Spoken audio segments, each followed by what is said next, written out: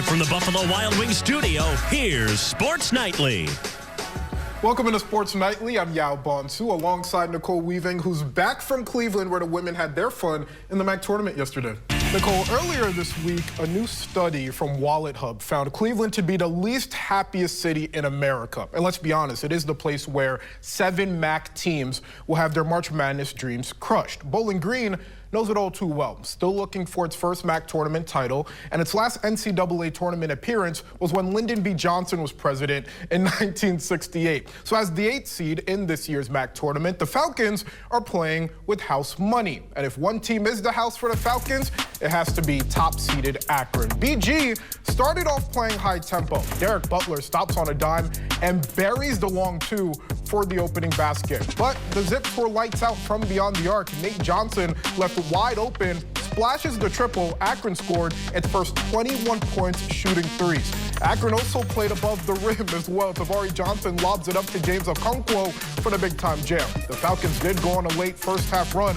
Marcus Johnson gets open in the corner and while staying on his tippy toes, drains the contested three. Johnson started cooking in the second as well, showing off his handles and draining another three. He had 23 points, but Akron was all gas and no breaks. Bowen Hardman open for the three. He gets fouled on the way down and drains the shot for the 4-point play. Bowling Green falls to Akron by 29 points. Sherwin Shelton joins us to wrap up the men's quarterfinals. Thank you, Sherwin. The semifinals of the MAC tournament is set. Top-seeded Akron will face Toledo tomorrow at 5. The Rockets are 0-2 against the Zips this season. The winner of that game will face either Miami, Ohio, or Kent State. The Golden Flashes look to avenge their overtime loss to the Red Hawks less than a month ago.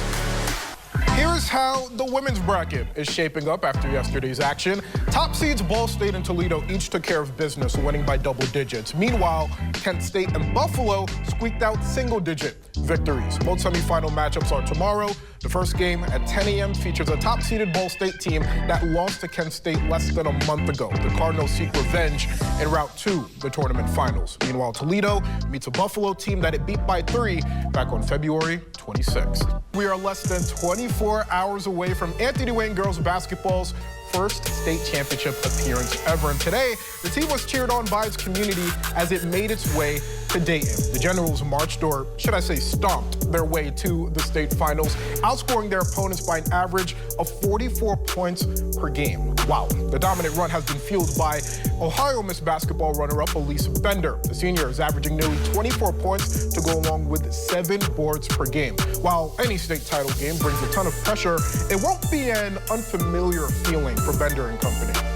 Division II state championship game against Winton Woods will air live on BCSN and the NLL Network this Friday night at 7:30 from University of Dayton Arena. It might as well be the best matchup of the weekend. Out of the 7 girls state title games, this one has the most combined wins between opponents with 50, including Winton Woods being 26-0.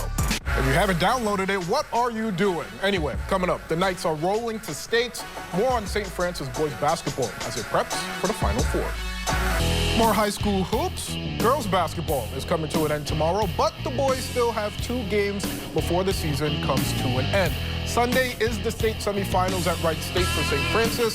The last time the Knights won a state title was in 1983. That team was led by 4 seniors: Sean Ryan, Roy Ware, Pat Delaney, and Scott Grant, as well as a junior, Todd Mitchell. The 2024-25 Knights have a similar starting 5, featuring 4 seniors and 1 junior. It's been a long road for the 12th graders that were freshmen when head coach Jamie Kaczmarek began with St. Francis. One player that has and always will leave an impact is point guard Jamison Heck. Welcome back. Our BCSN Bracket Challenge is officially open. You can sign up after Sunday, and you'll have until Thursday at 11:30 a.m. to construct your bracket for the March tournament. A perfect bracket will get you $1 million. Visit bcsnnation.com/bracket for more details. And before we go, Toledo native James Hudson III signed with the New York Giants today after spending the last 4 seasons with the Browns.